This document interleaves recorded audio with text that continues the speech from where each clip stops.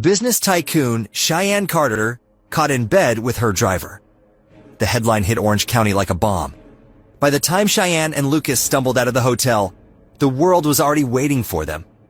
Camera flashes exploded. Reporters swarmed around with questions.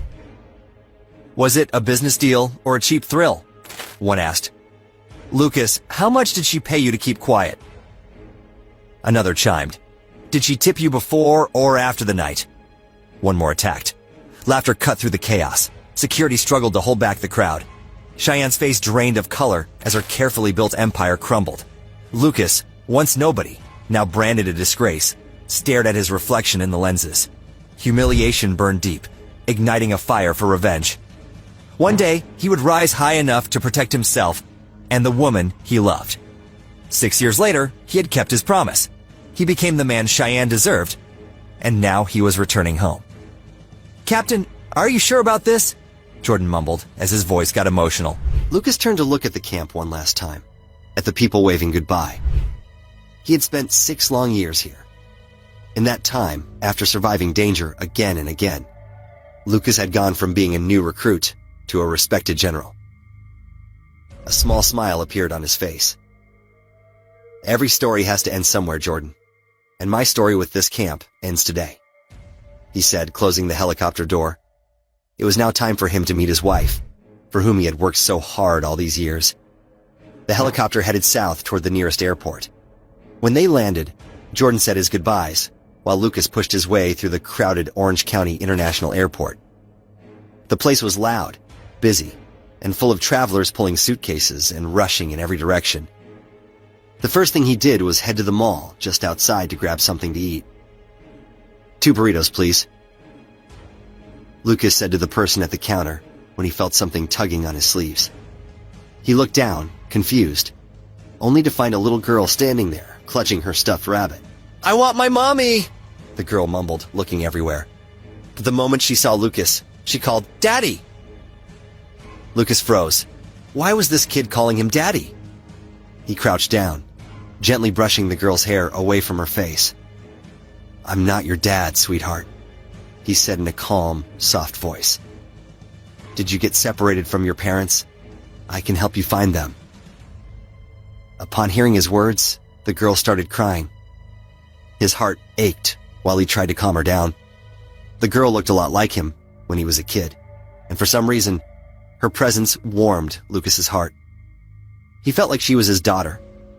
It took a lot of patience and time, but he finally managed to calm her down and bring her to the airport's customer service desk. He explained that she was lost and stayed until the staff promised to help before heading out. He felt a strange protectiveness for her. He didn't want to leave her like that. It was odd how that little girl resembled him and his wife. Maybe that's why he was feeling so drawn to her. Nonetheless, he left. As he stepped out of the mall, 8 tall men in sharp suits walked right up to Lucas and stopped in front of him. People nearby started to notice. All eyes turned toward them. Lucas didn't move. He raised an eyebrow and waited. One of the men stepped aside, and an older man in a tidy suit took his place. He looked like a rich, powerful person. Someone used to being obeyed. He walked straight to Lucas and without a second's hesitation, bowed. My name is Chad Kennedy, the man said quietly. I'm the head butler for the Hutton family. I've come to take you back to Washington, D.C. Lucas's face hardened instantly. The Huttons remember me? That's surprising, because the last time I checked, they threw my mother and me out 20 years ago. What changed? Did the whole family drop dead? Kennedy didn't answer right away. He knew the Huttons had been cruel to him. He gave a tired sigh and tried to reason with Lucas. Times have changed, Kennedy said. Mr. Hutton is dying. He wants his children and grandchildren around. You share the Hutton blood, Lucas. My name is Gray, not Hutton. Lucas cut him off. His voice was steady and cold. And if that's all you wanted to say, I have better things to do. Lucas turned to walk away. Kennedy hurried forward and blocked his path. Mr. Gray, please. Kennedy reached behind and handed Lucas a locked briefcase. He set it gently into Lucas's hands like it was something sacred. This contains the documents and equity transfer for Orion Global. Kennedy said. "It belonged to your mother. The Huttons want you to have it. Consider this as compensation." "Compensation?" Lucas let out a cold, humorless laugh. "My mother built Orion Global. The Huttons stole it. And now you hand me this like it's charity? Don't test me. Push me again, and I'll tear your empire apart." With that, Lucas walked away. Kennedy's face closed into something hard and serious. Lucas got inside the car that was waiting for him and ordered the driver to take him to the Carter residence. Lucas stood at the old courtyard gate, the place he once called home. His heart thudded harder than it ever had on any battlefield. He had faced enemies without fear, but standing here, wondering what Cheyenne thought of him, after all these years, felt far worse. Lucas's hand went to his jacket. He pulled out an old pocket watch. Inside was a small, faded photograph of a woman, taken 6 years ago. Cheyenne Carter. The memory of her voice, her beautiful face, and her determination was still clear in his mind. Back then, he was her driver, and she was an academic genius. She had just graduated from college, ready to change the world. That's when she built the Brilliance Corporation from the ground up, becoming the youngest CEO in the country.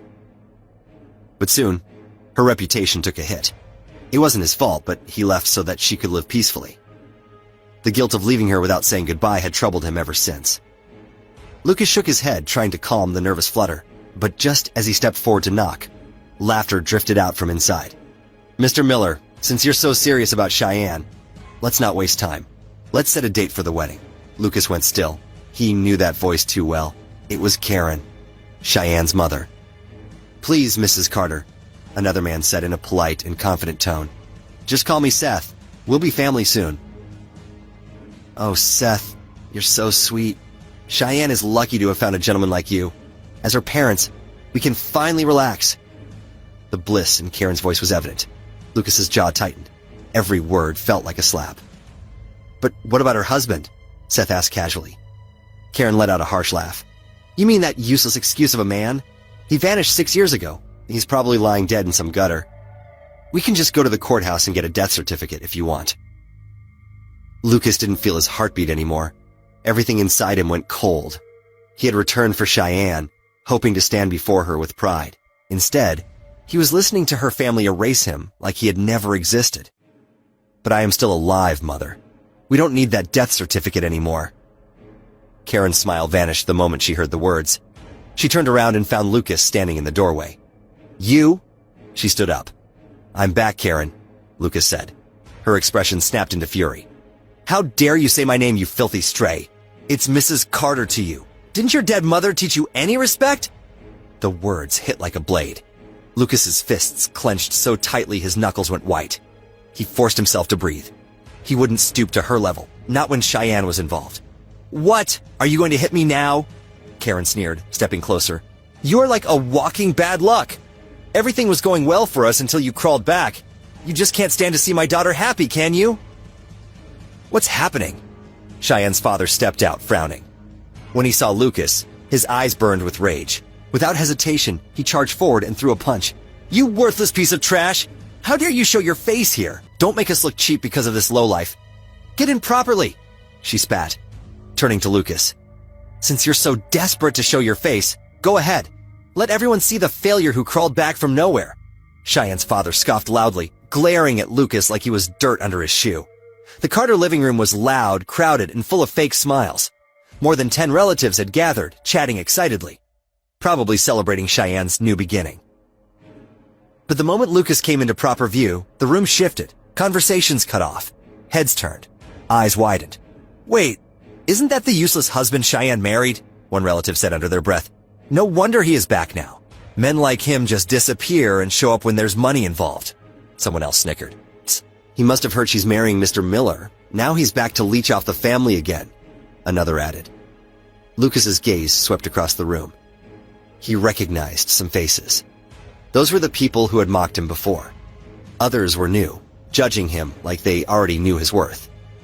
In the center of the couch sat Seth Miller, well-groomed, polished, clearly proud of his expensive watch and the ring he made sure everyone noticed. He didn't stand. He just stared at Lucas like he was some stray dog that had wandered in. Karen crossed her arms, clearly annoyed. We don't have time to entertain trash, but since you're here, we can get this over with faster. Once Cheyenne is back, you two can sign the divorce papers. Lucas's expression didn't move. He stood straight and spoke without raising his voice. If Cheyenne wants a divorce, she can tell me to my face. She's the only one who has that right. Not you or anybody else. A few relatives scoffed at his tone, but Seth stood up slowly, clapping once like he was watching a comedy show. "So you're the husband," Seth said, looking him up and down like he was inspecting cheap merchandise. "What exactly have you been doing all these years? Begging on the streets?" Lucas didn't react. "Just getting by," he replied simply. Seth laughed. "Getting by, that's generous. Let me make this easy for you." He pulled out a check and flicked it between his fingers. $30,000. It should be enough to keep you afloat for a few years. Take the money and get out of Cheyenne's life. Karen and the relatives watched eagerly, waiting to see him grab it like a starving dog. Lucas reached out and took the check as the rest of them watched him with pure contempt. "See, he's just after the money," a relative sneered. "A loser is always a loser. You've probably never even seen that much money in your entire life, have you?" Another one scoffed, before a sharp ripping sound cut through the air, making everyone stop their taunts. He looked straight at Seth. "Seth Miller," Lucas said quietly, "you're an outsider. Stay out of my marriage. This is my family's business." Seth's jaw tightened. No one had ever dared to speak to him like that, especially not someone he considered beneath him. His eyes darkened, and he took a step forward as if ready to put Lucas in his place. But before he could take another breath, the front door swung open. "What's happening here?" Lucas went still, like the ground had vanished beneath his feet. That voice had lived in his memories for 6 long years. He had imagined her anger, her tears, her smile. But now that she was actually here, he couldn't move. He didn't even turn around. He had rehearsed this moment 1,000 times in his head. Yet standing here, he suddenly had no idea what to say. Cheyenne stepped inside, her gaze landing on the crowd around Seth Miller. She didn't even notice Lucas at first, her brows furrowed in irritation. Seth's presence alone was enough to sour her mood. "Why are you here, Seth?" she said sharply. "I told you I'm not interested." "Stop coming here uninvited." Karen's face twisted with annoyance. "Watch your mouth, girl. Don't talk to Mr. Miller like that. And it's good that you're here. We can finally get a divorce and throw this worthless parasite out." Cheyenne blinked. "What divorce? What are you saying?" Before she could finish, a small voice cut through the tension. "Daddy, you came!" The little girl ran past the crowd and wrapped her arms around Lucas's leg like it was the most natural thing in the world. Lucas slowly knelt, his hand trembling slightly as he touched her hair. She was the same girl he had left at the mall.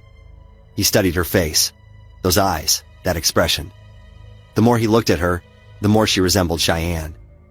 His breath caught. A thought hit him hard. Could this girl really be his daughter? He held her close, gently, protectively. A warmth burst in his chest, fierce and overwhelming, before he slowly stood and turned. Cheyenne's world seemed to stop. Her eyes landed on him, the man who vanished without a word. He stood taller now. His strong shoulders and sharper face made him look mature. He looked like someone who had fought battles most people couldn't even imagine. For a split second, emotion flickered in her eyes, but then her face went cold. "So," she said, her voice steady but laced with anger, "you finally decided to crawl back." She looked at him straight. "Why are you here?" Her eyes were cold, filled with years of bitterness as she stared at Lucas. Instantly, her mind reeled back to 6 years ago. One night in a hotel room destroyed her life. A scandal erupted like wildfire. Was this planned? Is there a secret business deal that made you do this? Lucas Gray, how much did she pay you for the night? The reporters launched a number of questions, but all Cheyenne could think about was her company and her image. Business tycoon Cheyenne Carter was found having an affair with her driver. The journalist on the TV yelled, and this was the juiciest gossip she'd ever heard of. She watched her company crumble piece by piece. "We have to do some damage control. Bring that driver in." William had asked the house help, and at that time, Cheyenne wanted to put all the blame on Lucas. You two will get married tomorrow. Be ready at 9 in the morning, William ordered. Dad, how can you do this to me? She had cried. Shut up! You have ruined the legacy of our family. Every news channel is tearing us apart. What do you expect me to do? Her father lashed, but she couldn't understand how any of this became her fault. Yet Cheyenne had accepted it. She thought she could at least make it work with dignity. But just days after the wedding, Lucas vanished. Her parents told her that Lucas stole $50,000 from her father and ran away like a coward. She had no other option but to believe them. And to make everything worse, she found out she was pregnant. Her company collapsed through one crisis after another, so much so that she had to hand it over to her grandfather. Every time she remembered it, she could taste the same old pain. The betrayal, the shame, the helplessness. She hated him. Truly hated him. What did I ever do to you, Lucas? Why did you ruin my life like that? Lucas didn't speak right away. Leaving her had destroyed him too, but that didn't matter now. His apology would mean nothing to her. I'm sorry. The words were weak, even to his own ears. The little girl in his arms felt the tension. She clung to him tighter, her tiny voice trembling. Mommy, please don't be mad at Daddy. Cheyenne shut her eyes. She couldn't break in front of her daughter. She forced herself to breathe. Why did you leave? Her voice was steady, but he could hear the wound underneath. Because I wanted to be someone worthy of being your husband, Lucas said immediately. That was his truth. He had left to become someone better, but he knew the way he did it was unforgivable. Cheyenne let out a harsh laugh. Is that what you tell yourself at night? What about the money you stole from my father? Lucas looked genuinely confused. What money? Karen stepped forward, her voice sharp and dripping with disgust. Don't you dare play innocent. You were a nobody when we took you in. We let you marry into our family, gave you food, a roof, a name, and in return, you robbed us like a cheap thief and disappeared. Lucas's jaw tightened. I borrowed $50,000 from William, yes, but I returned it that same night. Liar! Karen snapped. You stole it. End of story. Lucas looked straight at Cheyenne's parents. If I really stole from you, why didn't you go to the police? Karen and William stuttered. His gaze was steady, and after years in the military, there was a cold authority around him that made it hard for them to speak. William cleared his throat, trying to stay firm. We didn't want the world to know our daughter married garbage. Lucas scoffed. No, you framed me and fed lies into your daughter's mind, so she hates me, right? Because that would give you the power to manipulate her according to your wish. Tia Cheyenne watched her parents' reactions. For years, they had fed her the same lie that Lucas had stolen money and run away. But seeing them squirm now, a seed of doubt was planted in her mind. Was it possible that he really didn't steal the money and leave? Karen, angered by the silence, pushed Lucas hard. Get out of our house! You don't belong here! Lucas stumbled slightly, and Amelia gasped, her arms tightening around his neck. No, don't send Daddy away, please! She cried, her voice cracking in fear. Karen's face twisted. Shut up, you little brat! Cry one more time and I'll lock you back in the attic. The scared little girl trembled, letting out a little burp between sobs. She didn't dare make another sound. Judging by her reaction, she must have been locked in the attic before. Anger boiled inside him. Lucas shot a death glare at everyone in the room. But before it could explode, Cheyenne took Amelia from his arms and held her close. Mom, she's your granddaughter. How can you even say that to her? Karen snapped back. Then control that unwanted child of yours before she ruins our reputation even more. She clings to that man like he's someone worth having. Lucas's fists clenched. If this was how they spoke in front of everyone, what did Amelia go through when no one was watching? Just then, Seth, who had been standing there, watching it all, spoke. His voice was calm but cruel. I don't know why I bothered showing respect. I stood here because I cared for Cheyenne, but clearly, I don't belong among people this dirty. His words struck William and Karen like a slap. They had been hoping to tie their daughter to a rich man like Seth. Their future depended on it. William stepped forward quickly. Seth, wait. Don't take this to your heart. Cheyenne will marry you. Dad! Cheyenne's eyes widened. Shut your mouth! William barked at her, and Amelia flinched in her arms, pressing her face against her mother's shoulder. Seth didn't look back. He left. Meanwhile, Cheyenne called for their house help and asked her to take Amelia to her room. Karen then clicked her tongue and said, "Now that the filthy child is gone, both of you come with us." William grabbed Cheyenne's arm and dragged her inside. Lucas followed, silently. William sat on his armchair as he began speaking. "Let's not pretend here," he said bluntly. "You were forced into marriage. You never loved each other. Do you have any idea how pathetic Cheyenne's life became after you ran away like a dog? You brought nothing but shame and misery into this family. You're a burden, a parasite. Sign the divorce papers and get out." Wait. Lucas didn't flinch. "I can't justify what I did," he began calmly. "But I can choose what I do from this moment on. I'll give them a real family. I'll stay and do right by them." Karen stepped in like poison, lips curled with disgust.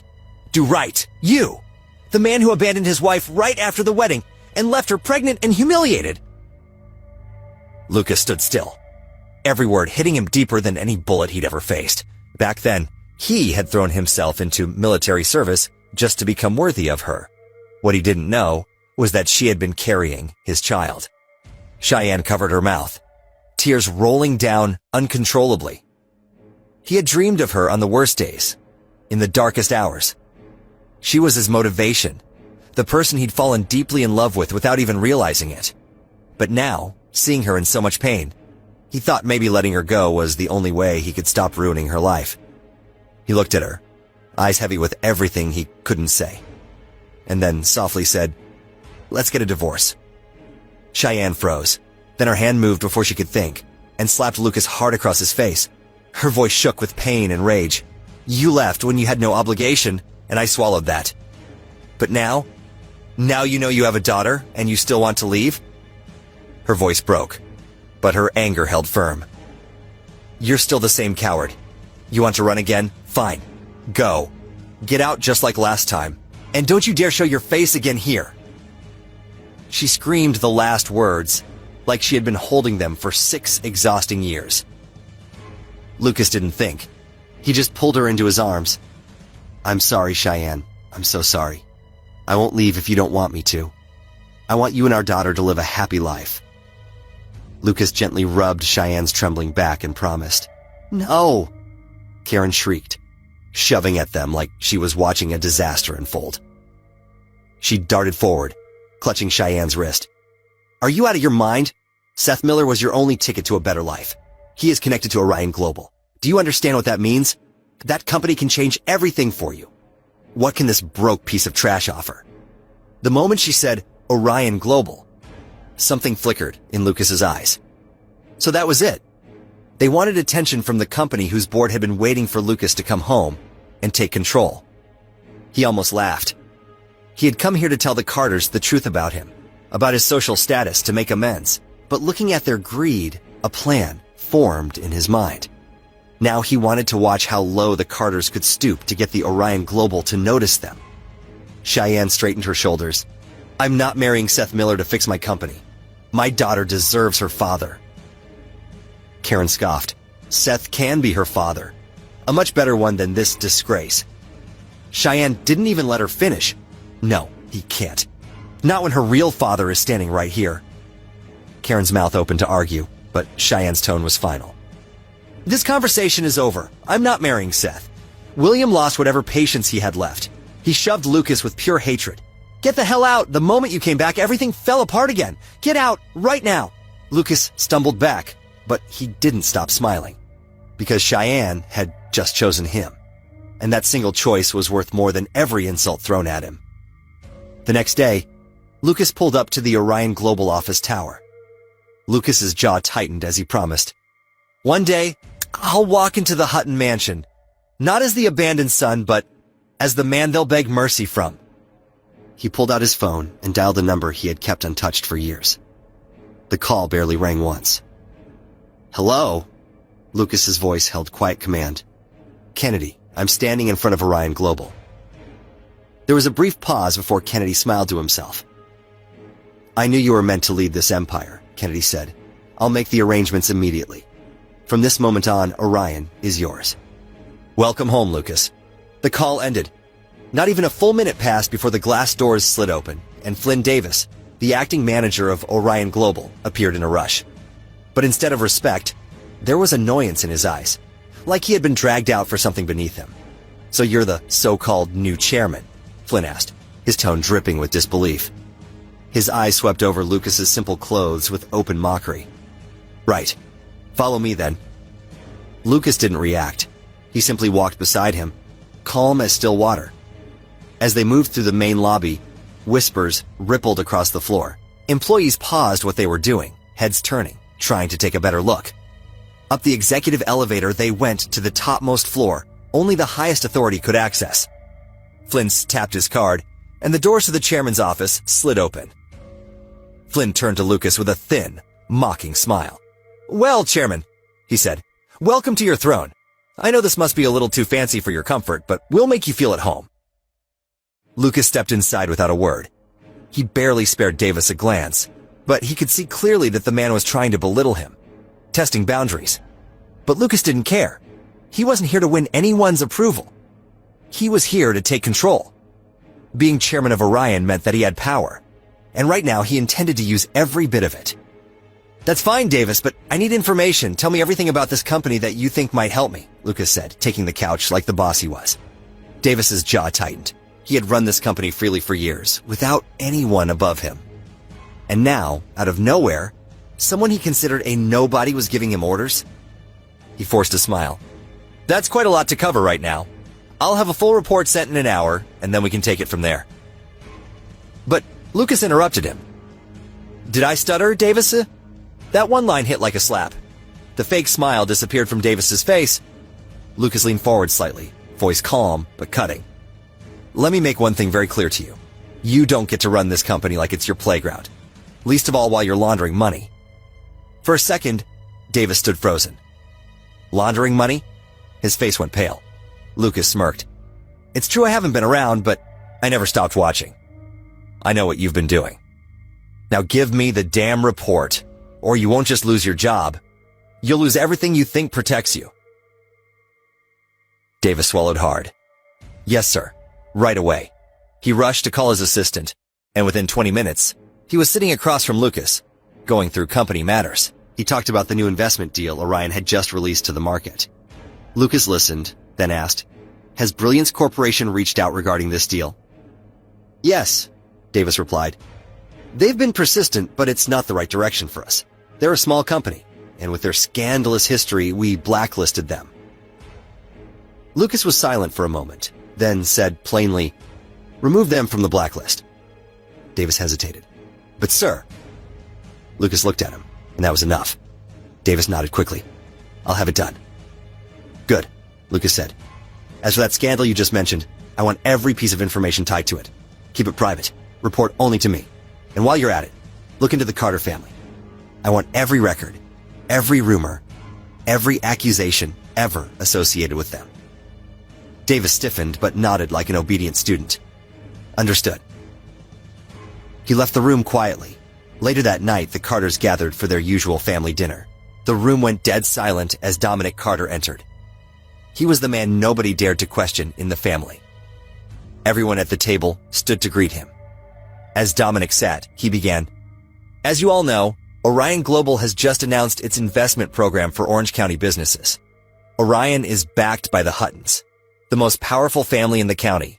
I'm sure you all know the kind of power we can wield if we could get this deal." The table nodded along. "So here's my offer. I will hand over Brilliance Corporation to whoever manages to land a partnership deal with Orion Global. Does anybody want to volunteer?" Cheyenne's eyes sparkled. This was her chance to win back her company. Just as she got ready to volunteer, Bryce, her cruel and snake of a cousin, cut through first. "I'll do it, Grandpa!" Dominic flashed a satisfied smile. "But I'm afraid the Carters alone can't attract a deal this huge. We still fall among the lower side of the social scale. I suggest we partner up with an affluent family who can help us reach our goal," Bryce said as Dominic thought for a while. "That's a smart plan, Bryce. Who do you think we should partner with?" Dominic asked. All eyes turned to Bryce, and he slowly, deliberately, fixed Cheyenne with that weird, malicious smile, as if he already had his answer in mind. Bryce pointed straight at Cheyenne and smiled like he'd just dealt the winning card. Seth Miller from JW Corporation has been chasing Cheyenne. Yesterday, he told us straight that if Cheyenne marries him, the Millers will seal the deal with us. And I believe marriage ties are stronger than any contract. He grinned, proud of his little scheme. Color drained from Cheyenne's face. She jumped up. No! Karen tried to drag Cheyenne down, hissing, "Stop making a scene. Look how you're upsetting Grandpa." Bryce lounged back, enjoying the chaos. Cheyenne fought for control. "Grandpa, I want this deal as much as anyone, but this is not the way to go about it." "What's the problem?" "It's a win for everybody. Carters get the Orion deal, while that daughter of yours gets a father. At least that would save us some shame." Dominic pointed at Amelia, making a face like she was some kind of worm. Cheyenne was at a loss for words. She couldn't believe her own family was conspiring against her and wanted to get rid of her so eagerly, when a tiny voice cut through the silence. "I don't want Seth as my daddy." All eyes settled on little Amelia. "I want my daddy." "What did you say?" Dominic's voice turned hoarse as Cheyenne held her daughter close. Cheyenne knew if Amelia spoke a word, her grandfather wouldn't let her live. "Baby, don't speak between elders. Mommy is handling it." "But," Amelia fussed again. "I don't want Seth. I want my daddy." Dominic stood up from his chair and walked towards Amelia before crouching down in front of her. "You don't like Seth Miller, little girl?" he asked, while Amelia shook her head. "Okay, you don't need to see Mommy get married to him then," he said, and picked Amelia from her chair. Cheyenne's heart hammered. She knew what was going to happen. "Grandpa, please. She is just a kid. I'll do as you say, but Dominic was already striding towards the attic to lock up Amelia, because that's how the Carters punish the little girl every now and then. In a few seconds, Amelia understood what was happening as she began crying, calling for her mommy. Cheyenne ran behind Dominic, begging for mercy, but he wasn't listening. Right then, the dining room door slammed open, and Lucas strode in, followed by Davis. Hope flared in Cheyenne's eyes, but then she froze at the look on his face. He was not in his usual calm self. He looked so angry that he could probably kill somebody right now. He went and took Amelia from Dominic. "Don't you dare touch my daughter, Dominic Carter." Dominic was stunned. He never thought that anyone could ever dare to question him. Instantly, Bryce came from behind and said, "How dare you interfere in our family matters? Get lost, you scumbag. You belong in the streets." "I kicked you out yesterday, and you still have the nerve to show up again?" William barked from the table. Lucas didn't speak. He looked at Cheyenne and nodded to come beside him. But just as she started to move, Bryce grabbed her wrist. "Where do you think you're going? You are the way to our Orion deal. Don't even think we'll let you go with this worthless beggar." Lucas gave his daughter to Davis and didn't bother warning before he hauled his hand back and threw a punch at Bryce. Chaos erupted at the dining table. Everybody got busy taking care of Bryce as Cheyenne quickly hid behind Lucas. "Consider this a warning." Lucas finally spoke. "If any of you dare to touch my wife or my daughter ever again, I'll cut y'all to pieces." "That's enough! Who do you think you're talking to?" Karen roared. "What power do you have to threaten us? We can kill you right away without anyone ever finding out. Just the way nobody ever found out how Cheyenne and I got drugged." Lucas's question shocked everyone, especially Dominic. "But guess what? You failed. I know every secret, every ugly truth you buried to protect your family name." That's when Dominic came and stood in front of him, fuming as he stared at Lucas. "And? Who is going to believe a nobody like you over the Carters?" "That is your mistake, Dominic Carter. You still think I'm a nobody. And now, you will see how well this nobody ruins all your lives. Who really drugged Lucas and Cheyenne that night? Will the Carters succeed in separating Lucas from his family again? How will the Carters react when Lucas finally reveals his real identity? Please subscribe to the Pocket FM YouTube channel and press the bell icon for instant notification. Check out our channel for more such exciting shows.